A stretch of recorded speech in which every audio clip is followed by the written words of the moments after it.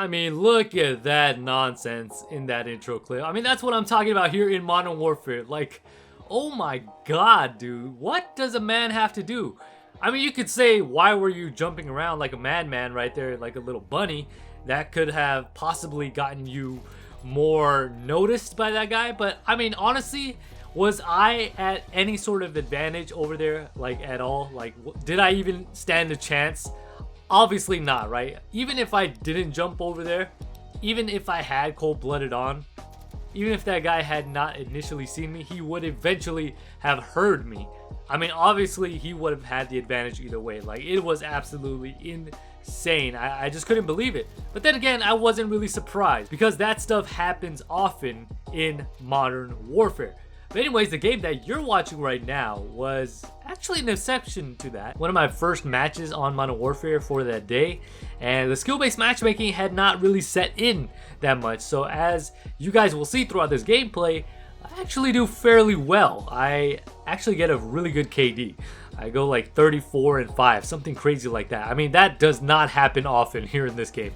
But then what actually ended up happening, which is pretty funny, pretty ironic, is that a couple matches after I did well, the skill-based matchmaking set in, and then the sweats came out, and I could not get any matches like I did in the very first matches that I got for that day. So, big whoop there. I mean, honestly, big surprise, right? But anyways, I want to talk to you guys about a few things in today's commentary. Number one, there's a possibility that the games that will be running in the new Xbox console, I don't know for PlayStation if this is a thing or not, but basically for next-gen consoles, a lot of them seem, not all, but a lot of them seem to be going the 60 frames per second route. Again, this is going to differ from game to game. It's not going to be every game across the board, but what if they made it where the next gen games were 60 frames per second and the ones on the old gen, which is right now, it's gonna be considered old when the new gen comes out, are 30 frames per second. I think the thing for that would just be someone being encouraged to upgrade to the new console, if that were indeed the case. I mean, honestly, that would be something of an incentive. I mean, I don't know how much of an incentive, because I know there are some people who care about frames per second that much that it makes a big difference to them. For others, maybe not so much. I mean, some people are just totally fine with 30 frames per second. Others want the very top peak of gaming, the best possible, experience that they can have.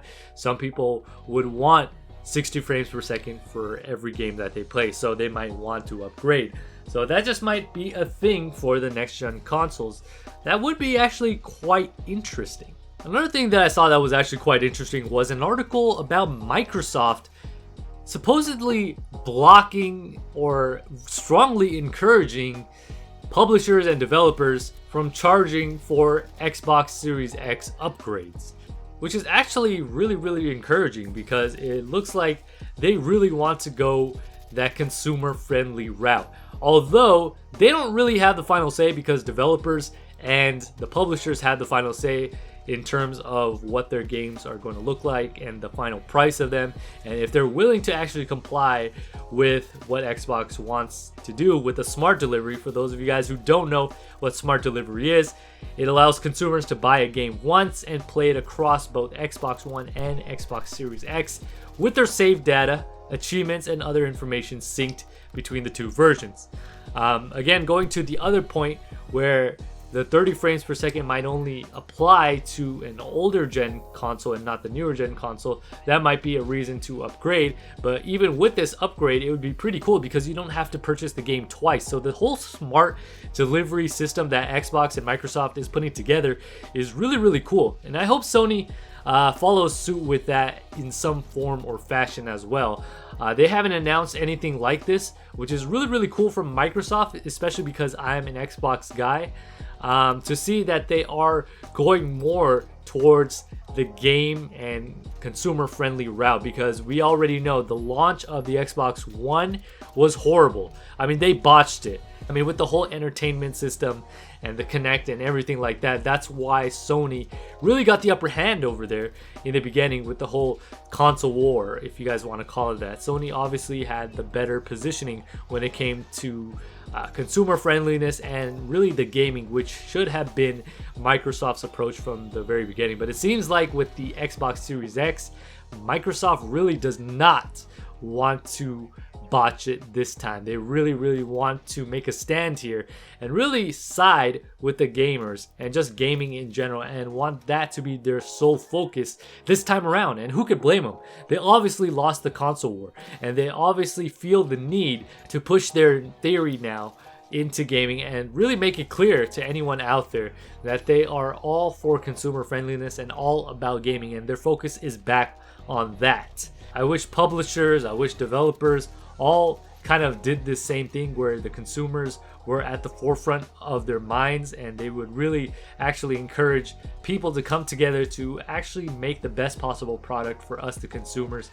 And competition is good, honestly. If Sony followed suit with this, that would be a great competition between the two consoles. Of course, Sony, like I said before, has come out on top in the last generation, or the current generation right now.